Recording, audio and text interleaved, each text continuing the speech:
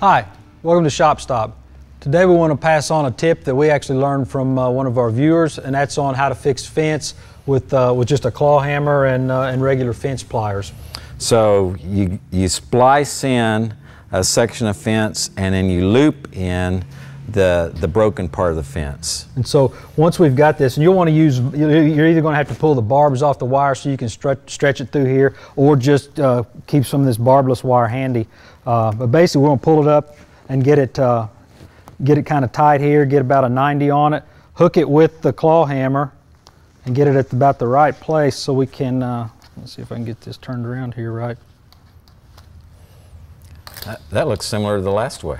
Yeah. And so then we're going to roll our hammer over, and here, keep it tight, and get the head of the hammer here.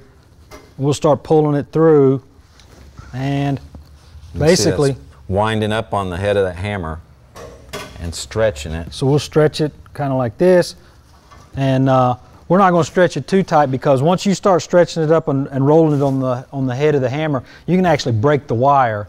And so you'll want to make sure that you kind of stretch it up, and some of this wire we're using here is old, and I don't want it to whack me in the back when it breaks. So as you roll it up and you've got it up on the head of your hammer and you've pulled it up tight, then it's just a matter of bending it over and getting your wire, getting that bend in it so you can pull it back, and then you can take your hammer out and go ahead and finish the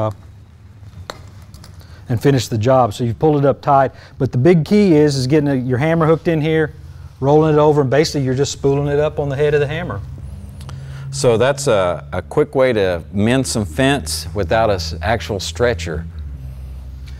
We'll see you next week on Shop Stop. If you've got those ideas, just send them into the Sun Up Show and we'll try to pass them on.